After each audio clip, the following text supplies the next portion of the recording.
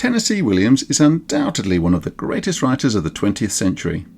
His plays, The Glass Menagerie, A Streetcar Named Desire, and Cat on a Hot Tin Roof, are not just classics of the American stage.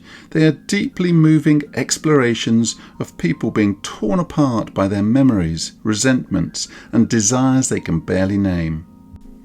His characters have become part of our cultural identity. The delicate Laura Wingfield, the desperate Blanche DuBois, the brutish Stanley Kowalski, souls clinging to sanity in a world that seeks to crush them. His plays shocked audiences at the time with their frank depictions of sexuality, violence, alcoholism and mental illness, themes he knew all about from his own troubled start in life. I'm Graeme Yorston. Welcome to my channel. Today we're delving into the brilliant but tormented life of Tennessee Williams.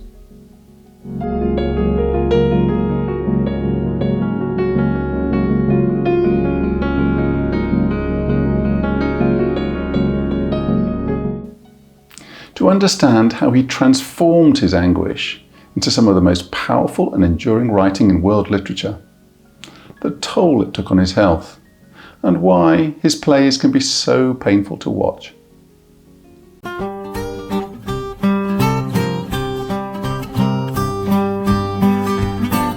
Thomas Lanier Williams III was born in 1911. In the home of his maternal grandfather, an Episcopal rector in Columbus, Mississippi. This early environment was one of genteel southern piety, a world of peaches, porches, politeness, and suffocating convention that he loved and hated in equal measure. If you're not catching that train, darling, don't go messing around my track. There was also a whispered history of madness on both sides of the family. His parents' marriage was a deeply unhappy union that will become the foundational wound of his existence.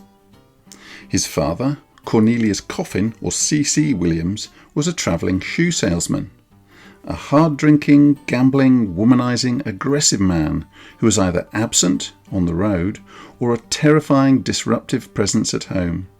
He had nothing but contempt for his sensitive, bookish son, whom he cruelly nicknamed Miss Nancy for his perceived effeminacy. C.C. had sudden, irrational outbursts of temper and showed no affection towards his family, preferring to let his fists do the talking. His mother, Edwina Dakin Williams, was an archetypal Southern belle, clinging desperately to the memory of a more refined past. She was prudish and highly strung, and lived in a happy fantasy world that was far rosier than her cheerless existence. She smothered her children with a love that was constricting and suffocating. This toxic dynamic, the clash between brutish reality and fragile illusion, would provide the template for countless characters. There was a lot of his father in Stanley Kowalski, and a lot of his mother in Amanda Wingfield. Tom, as he was known, was the second of 3 children. He was exceptionally close to his older sister Rose. She was his confidant and playmate, a pretty but intensely shy and emotionally volatile girl. His younger brother Dakin, more robust and conventional, was much preferred by their father, and the two never shared the same bond. At the age of 5, a severe bout of diphtheria almost killed him. People forget just how serious an illness diphtheria was, and still is in areas of the world with low vaccination rates. In many cases, the classic sore throat is accompanied by neck swelling, difficulty swallowing, cardiac symptoms, acute kidney damage, and nerve paralysis resembling Guillain-Barré syndrome. Williams had partial paralysis of his legs for 2 years, which kept him at home, away from the rough-and-tumble play of other boys his age. And it was in this period that he developed his deep love for reading and storytelling. When he was 8, his father was promoted. It meant more money, but it also meant the family were uprooted from the familiar comforts of Mississippi to a grim, cramped apartment in St. Louis. For Tom, it was a brutal expulsion from Eden. The polluted industrial city was a cold, alienating world. His shyness and southern accent made him a target for bullies at school, and the family's unhappiness was magnified, trapped in their small apartment with the ever-present rage of their father, who, Williams recalled later, would enter the house with the intention of tearing it down from the inside. It was in St. Louis that his sister Rose first started to show signs of serious mental illness, her behaviour becoming increasingly odd. At one point she would only eat Campbell's soup, and she would collect the labels as if they were coupons. The Williams household was a pressure cooker of unspoken resentments and simmering violence, but in this unbearable heat a playwright was moulded.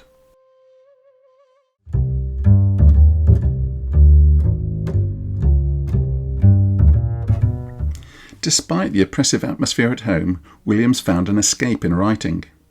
He enrolled at the University of Missouri in 1929 to study journalism, a practical choice to appease his father, but his true passion was for poetry and drama, and he was bored by his classes. He began entering his poetry, essays, short stories and plays in writing contests, hoping to earn extra income, and at least 2 of his plays were staged and got honourable mentions. His father, however, saw his literary efforts as just another sign of weakness, and, disgusted by his poor grades, failure to complete an ROTC course, and artistic ambitions, pulled him out of college and forced him into a job at the International Shoe Company. For Williams, the factory was a living hell. Tasked with the most menial of jobs, the monotonous, soul-crushing routine of pasting labels onto shoeboxes day in and day out for 3 years pushed him to the edge. Desperate to find a way out, he wrote furiously every night, setting a goal of writing 1 story a week. His mother recalled his intensity. Tom would go to his room with black coffee and cigarettes, and I would hear the typewriter clicking away at night in the silent house. Some mornings when I walked in to wake him for work, I would find him sprawled, fully dressed across the bed, too tired to remove his clothes.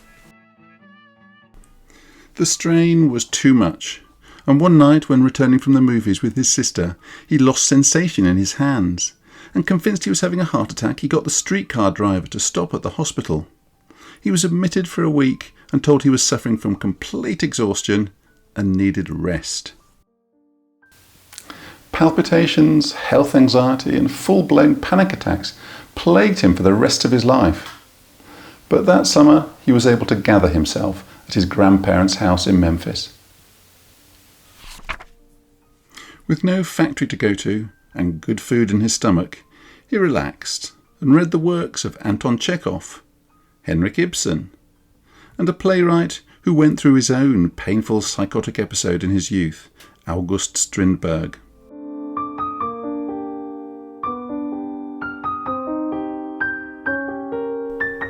He was now more determined than ever to have a career as a writer, so he enrolled at Washington University in St. Louis, where he threw himself into the literary scene. He wrote poems and saw a production of Ibsen's Ghosts, a play about hereditary illness and buried secrets. The play resonated so deeply with his own family's tragedy that he had to leave the theatre weeping. The following year he had another bout of depression, which he called The Blue Devils. His play, The Magic Tower, had just won an award, but when he received a letter from an editor saying he had potential for achievement and that someday he would burst out and write some fine stuff, the faint praise only served to deepen his despair. He wrote in his journal about being tortured by his thoughts and having a helpless, frustrated feeling, and uncharacteristically he made no further entries for several weeks. There were no specific treatments for depression at this time, just sleeping pills to combat the long nights of no sleep. And his use of these that started at this time would remain a problem for the rest of his life. In the same year, the family could no longer ignore Rose's illness. She had been suffering from paranoia, hallucinations and isolative behaviour since adolescence, but she became violent, accused her father of trying to assault her and threatened to kill him. She was initially admitted to St. Vincent's Catholic Sanitarium and then transferred to the prosaically named State Hospital No. 4 in Farmington, where she was diagnosed with dementia praecox, already a slightly old-fashioned term for what we now call schizophrenia. Her doctor gave her all the standard treatments in use at the time, including metrazole shock therapy and insulin coma therapy, but when Williams visited her, he was shocked at her condition. She just laughed and talked continual obscenities, and he couldn't go back to see her again for years.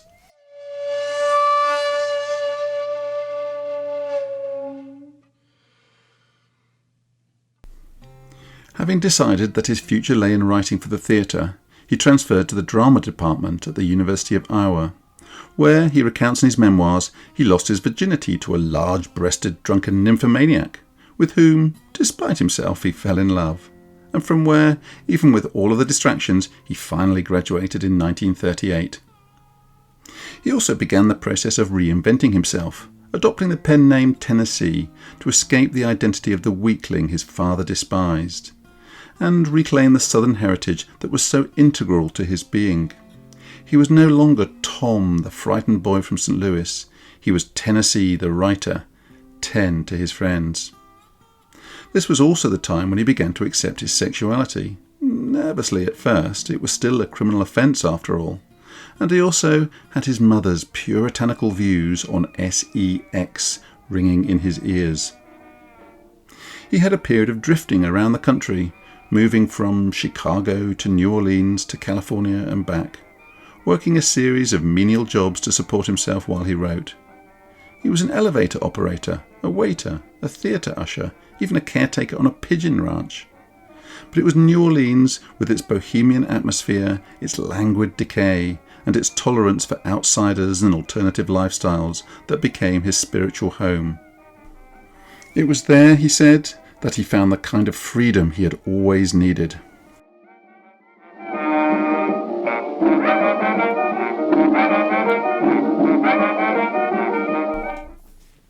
In 1939, he received his first significant encouragement, a $1,000 grant from the Rockefeller Foundation, and an introduction to the powerful New York agent Audrey Wood.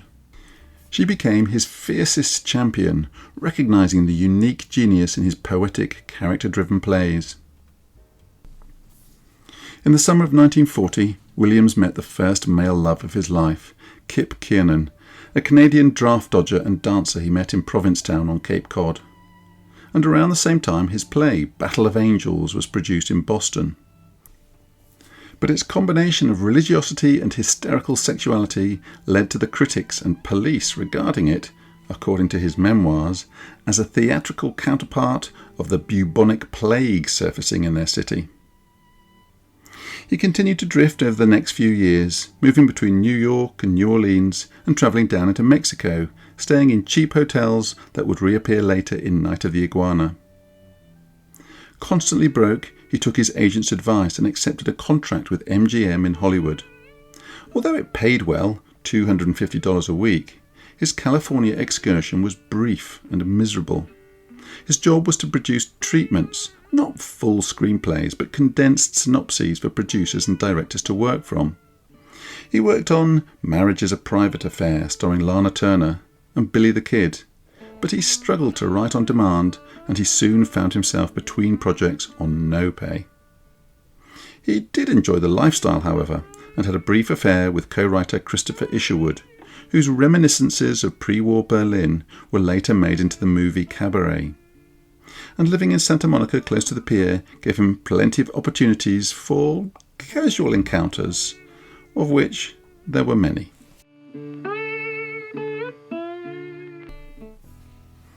He also began working on a script, drawing on his most painful childhood memories, a play he initially called The Gentleman Caller. He offered it to the studio. MGM showed no interest, but he continued working on what would become the Glass Menagerie. While all this was going on, his sister had remained in hospital with no signs of improvement, and her parents had been persuaded that her best chance lay in having a new surgical procedure. Frontal lobotomy, especially the quick transorbital lobotomy with no anaesthetic introduced by Walter Freeman, was widely practiced in the late 1930s and 40s. although now recognised as one of the worst chapters in psychiatric history. At the time, it was hailed as a valuable breakthrough in what was seen as the problem of increasing numbers of patients in mental asylums around the world. Desperate families agreed to the operation, hoping for a cure, including the Kennedys, who subjected their forgotten daughter Rosemary to the knife, with devastating results. Rose too underwent the procedure, which, as her brother recalled in his memoirs, tragically becalmed her and required her to be institutionalised for the rest of her life. Williams blamed himself for not being there and never forgave his mother for agreeing to it, and looked back on it as the great psychological trauma of his life. He felt he had failed to save her, and the ghost of the sister he had lost would haunt his work for the rest of his life, appearing again and again in his portraits of fragile, damaged women destroyed by an uncaring world.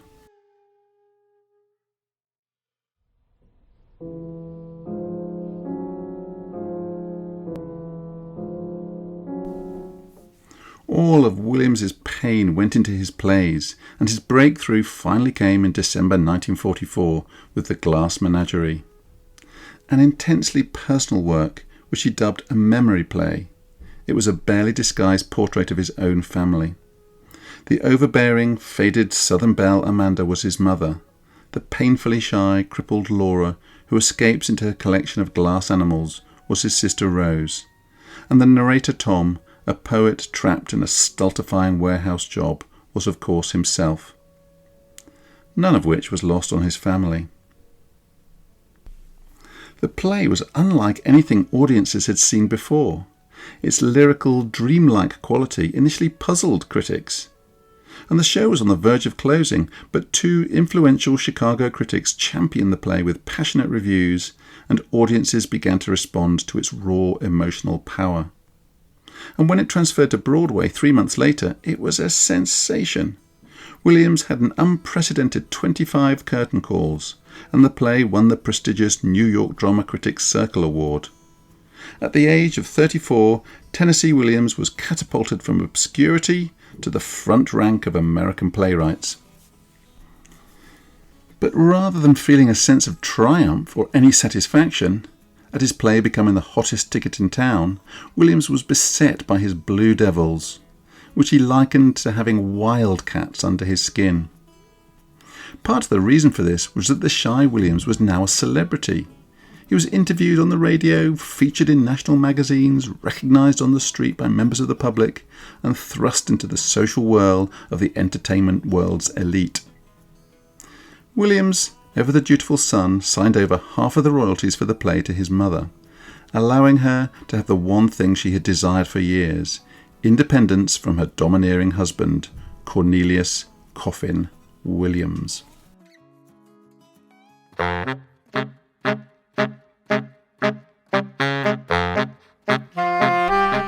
The success of The Glass Menagerie unlocked a period of astonishing creativity.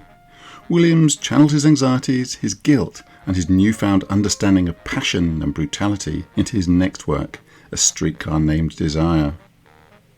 Tallulah Bankhead was initially approached to play Blanche DuBois. She declined, but wrote to Williams with a suggestion for the male lead.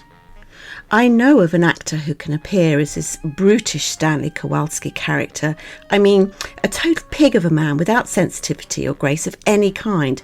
Marlon Brando would be perfect as Stanley. I've just fired the card for my play, and I know for a fact that he's looking for work. Williams wanted John Garfield and wasn't keen, but when Brando turned up at his house on Cape Cod, took off his shirt and fixed the plumbing, and then calmly read the script, he was convinced. This is the greatest reading I've ever heard. When the play opened on Broadway, American theatre was changed forever. Directed by Elia Kazan, the explosive confrontation between its two protagonists, between raw, animalistic vitality and the delicate, crumbling illusions of a lost Southern aristocracy, was a cultural phenomenon. Marlon Brando was electrifying and went on to play the role in the slightly toned-down movie version, winning him his first Oscar nomination. And the play won Williams his first Pulitzer Prize and cemented his status as a theatrical giant. His personal life, however, was a mess. He was drinking too much and lurched from one casual relationship to the next, picked up street corner hustlers and got himself beaten up more than once. It could all have ended very badly. But in 1948 he met actor Frank Merlo, who would become a stabilising influence in his otherwise turbulent life. Williams produced a breathtaking string of masterpieces throughout the 1950s. The Rose Tattoo, the story of a widow who has withdrawn from the world after her husband's death, but who comes back to life as she discovers that her idealised husband was far from ideal. Dedicated to Merlo, it is one of the few Tennessee Williams plays with a happy ending. The experimental Camino Real, with its pre-echoes of magic realism. And in 1955, another towering achievement, Cat on a Hot Tin Roof, a blistering drama of mendacity and sexual frustration in a wealthy Southern family. It was Williams' personal favourite, and it won him his second Pulitzer Prize and other awards.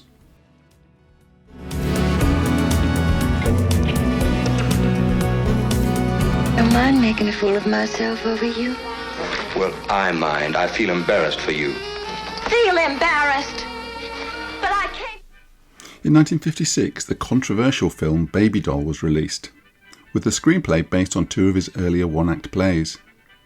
Again directed by Elia Kazan and featuring new talent from the Actors Studio, the plot focuses on a feud between two rival cotton gin owners in rural Mississippi, but with the usual simmering Tennessee Williams undercurrents of sex. This was followed by the gothic horror of Suddenly Last Summer in 1958, a one-act play which focuses on a wealthy widow trying to keep the scandalous circumstances of her son's death quiet. She attempts to bribe a doctor into performing an involuntary lobotomy on her niece, who knows far too much about her son's immoral lifestyle. Cut this hideous story from her brain, she demands. But, as in Streetcar, where the psychiatrist who takes poor Blanche off to an asylum is sympathetically portrayed, the doctor believes the young woman's story. Psychiatrists generally haven't done very well in stage and screen portrayals over the years. But Williams gives a more nuanced impression of the profession and the dilemmas faced in trying to reconcile personal freedom and the demands of families and state. He saw for himself the good and the bad in American psychiatric hospitals, and as soon as he was financially able, he moved Rose out of Farmington Hospital to a private institution, initially the well-respected Institute of the Living in Hartford, Connecticut. But when he visited her there, he was horrified to find she had been placed on the violent ward for pushing over an old lady. So he moved her to Stony Lodge, a smaller sanitarium in landscaped grounds overlooking the Hudson River, where he stopped by often and bought her a parakeet. He gave her a percentage interest in several of his most successful plays, the royalties from which funded her care. And he said in his memoirs that this was probably the best thing he'd done with his life, besides a few bits of work. His incredible run of powerful dramas continued with Sweet Bird of Youth, in which a gigolo and drifter Chance Wayne returns to his hometown as the companion of a faded and semi-alcoholic movie star, whom he wants to use to help him break into the movies. The work was extensively revised after discussions with Elia Kazan, who felt it was the most truly autobiographical play Williams ever wrote, not as a memory of events past as in the Glass Menagerie, but as a representation of Williams's here and now. Throughout this period, Williams and Merlo travelled widely, frequently spending summers in Europe. He moved often to stimulate his writing, living in New York, New Orleans, Key West, Rome, Barcelona and London.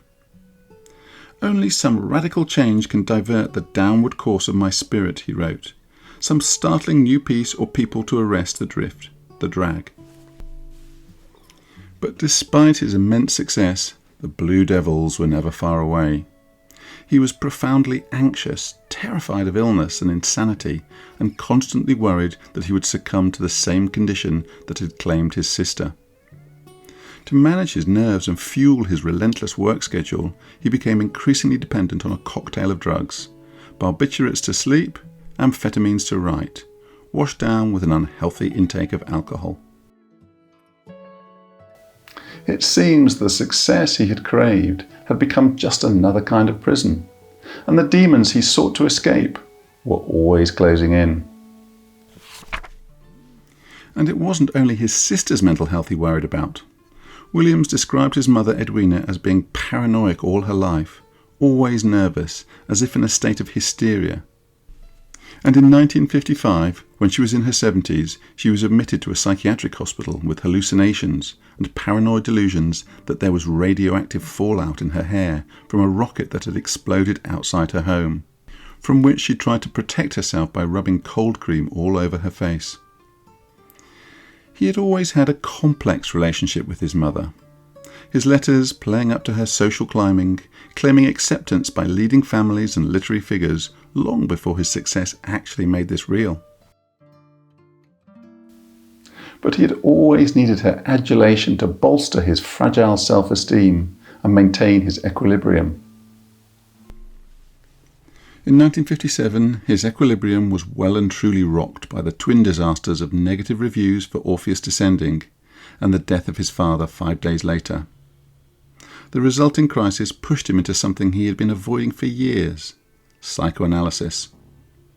He was recommended to see prominent New York psychiatrist Lawrence S. Kuby by close friend William Ing. Little did he know that Kuby had played an important role during the war of formulating a regulation that defined and identified homosexuals for the purpose of excluding them from military service. Williams dutifully called at Kuby's office 5 days a week for a year, and despite Kuby's overbearing manner reminding him of his father, he felt he learned a lot about his personality from the sessions. He eventually gave up, however, as he was not being offered any solutions, except to become heterosexual and give up writing. So he continued using his own solutions, drinking too much, using stimulants to write, and tranquilizers to sleep.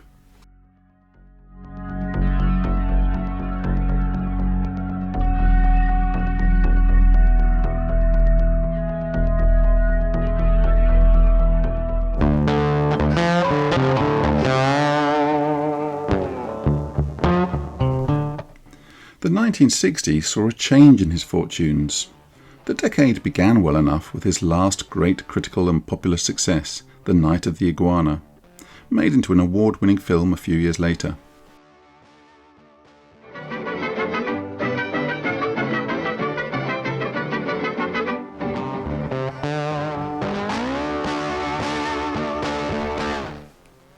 But even as the play opened, his world was collapsing. His partner, Frank Merlo, had been diagnosed with inoperable lung cancer. Williams looked after him devotedly, but the long, painful illness took a terrible toll, and when Merlo finally succumbed, Williams went into a tailspin from which he never fully recovered. "I went to pieces. I retreated into a shell. For 9 months I wouldn't speak to a living soul. I wouldn't answer the telephone, and I wouldn't leave the house." For the next 7 years he was in a deep depression that no one was able to help him out of. He called the 60s the disastrous decade of his life. His drinking and overuse of prescribed medication increased dramatically, and his work suffered. He was still writing, but his plays were more experimental, more abstract, more nakedly personal, and not at all popular with the critics or the public. He was plagued by physical health symptoms, both real and imagined, a cardiac arrhythmia, headaches, and an endless list of muscular aches and joint pains. Like many others in the entertainment industry and politics, including Marilyn Monroe and J.F. Kennedy, he sought out the services of Dr. Feelgood, Max Jacobson, a controversial doctor who eventually lost his license for malpractice, but who was incredibly popular throughout the 60s for his potent injections of methamphetamine and vitamins. A visit to Max certainly lifted your mood for a few hours, but how were you going to come down? Williams took Doriden, a barbiturate-like sedative, and Mellaril, a low-potency antipsychotic, taking larger and larger doses of everything to produce the desired effects. The result was his speech became slurred, his mind dulled, and his gait unsteady, and on several occasions he collapsed in public. The critics, who had once celebrated his every word, now turned on him dismissing his work as self-indulgent, incoherent, and embarrassing. The playwright who had once been the voice of his generation now felt like a ghost, abandoned and misunderstood. By the end of the decade, Williams was gaunt and withdrawn, confused and detached from reality. A close friend noted that he never knew where he was most of the time. He'd get paranoid and would scream and shout and cry.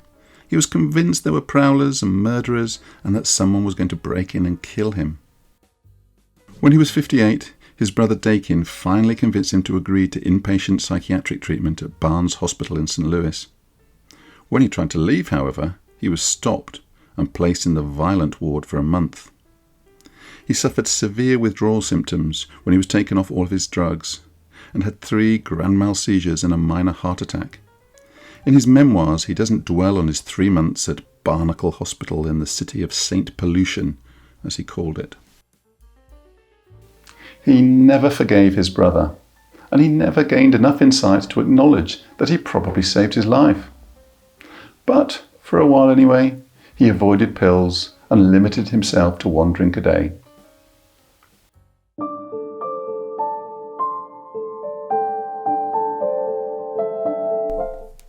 The 1970s, which he grimly referred to as his stoned age, was a period of creative struggle and physical decline.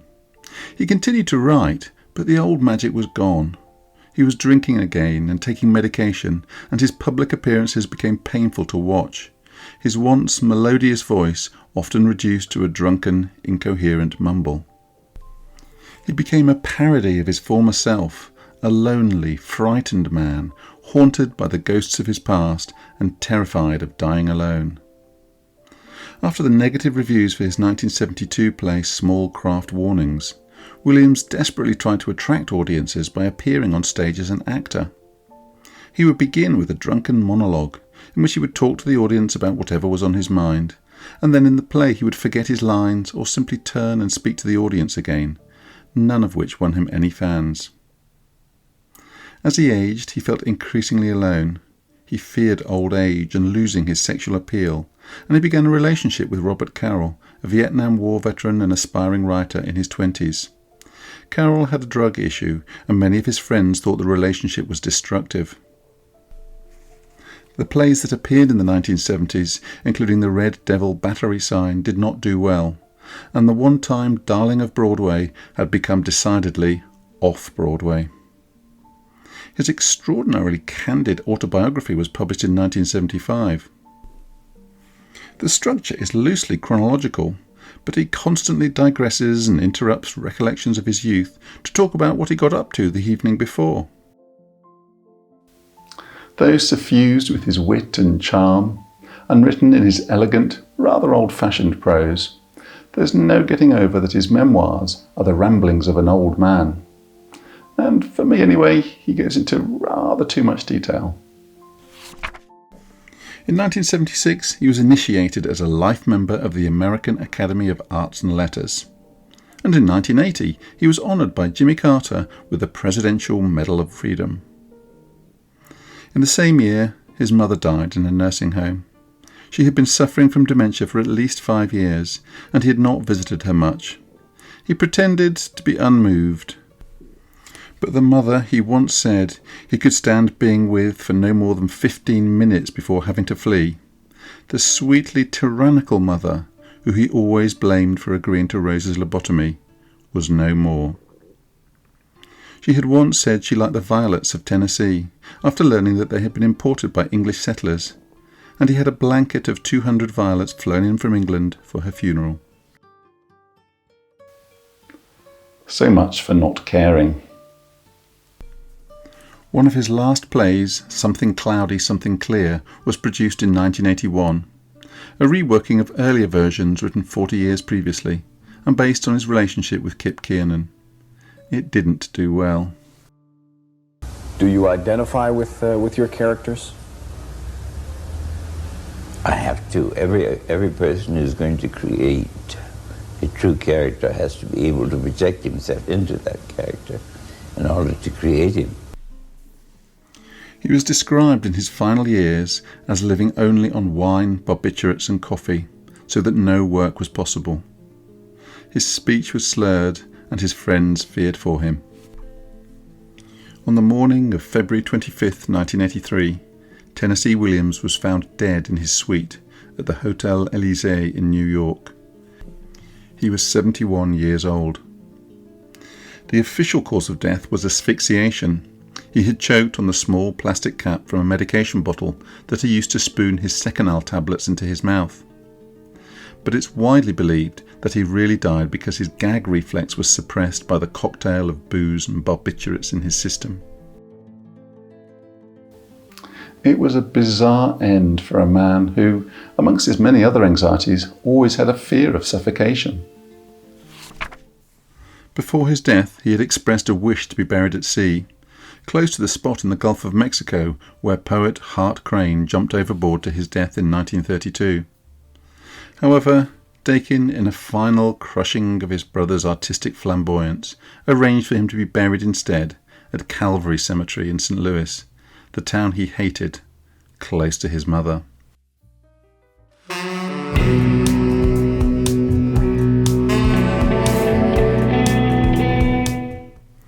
Tennessee Williams, at his best, produced searingly intense dramas that asked questions about the very nature of human existence. His explorations of the flawed and the fragile introduced theatre audiences to things never seen on stage before, and he often ran afoul of censors and had to accept cuts and changes to his plays to get them performed. He wrote over 70 one-act plays, a dozen full-length plays, along with 2 novels, screenplays, poems, and his autobiography. Many are works of genius, but he was, as one scholar remarked, an artist with the misfortune to outlive his talent. There are those who claim his later work is misunderstood, however, and that he was part of the theatre of the absurd movement, exploring themes of the futility of life in the face of an uncaring universe and the isolation of the individual. Perhaps, but there's no doubt that it is his earlier work that is more popular and upon which his reputation lies. We started by asking why Tennessee Williams' plays can be so painful to watch. I suspect that everyone will have their own answer to this. But for me, as a psychiatrist, it is the inevitability of his tragic endings that is so moving. You sense from the first words that things are not going to end well. You watch and hope the characters will somehow be able to overcome their difficulties, avoid their fate, whilst knowing that they will not. Tennessee Williams experienced the destructive effects of flawed personalities in his own upbringing. He also saw the gradual erosion of his sister's personality through the ravages of schizophrenia. And for me, it's when he's writing about these experiences that he is at his best. But he didn't just witness the psychopathology of others. He had to endure his own battles with anxiety, depression, addiction and paranoia. His anxiety came out in physical symptoms, palpitations, numbness, breathlessness, aches and pains, and whenever he saw a doctor he was always convinced that this time there really was something seriously wrong. And his blue devils tormented him his whole life. One time he wrote, "A little crazy blue devil has been with me all day. I wish I could shake him off and walk alone and free in the sunlight once more. I see so much beauty and feel so much that there is no reason why I should make myself miserable." Another time, he said, the blue devils were harassing him continually and he felt like a piece of broken string. Although he did try antidepressant medication for a while, it was never likely to be effective when he was drinking so much and taking other substances. In another era, he might have been diagnosed with a major depressive disorder and generalized anxiety disorder. It is often said that he used alcohol and prescription drugs as a desperate form of self-medication in an attempt to quiet the relentless noise in his head. The term self-medication is often used when people drink to ease their depression. But I think this is a self-deceiving term. Alcohol is not an antidepressant. It makes depression worse. It may blot out bad memories, guilt and shame for a while, but they always come back. And it did nothing to keep Tennessee Williams' Blue Devils at bay. And when his drinking got out of control, his ability to maintain the quality of his writing was greatly diminished. The life of Tennessee Williams can be seen as a tragic case study in the complex interplay of genius, trauma and addiction.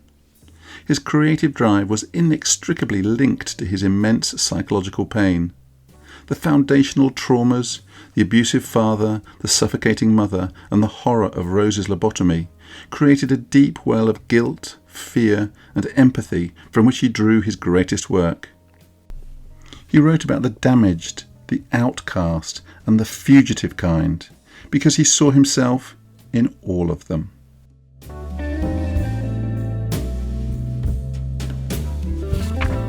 Thank you for watching. As always, I'd love to hear your thoughts on Tennessee Williams and his work.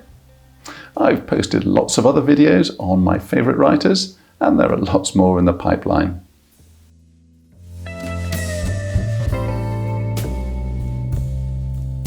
If you've made it this far, you may already be a regular to the channel. But if not, please consider liking and subscribing. And if you click for notifications, you'll be kept up to date with all the latest releases. But apart from that, I'll say goodbye for now. Goodbye.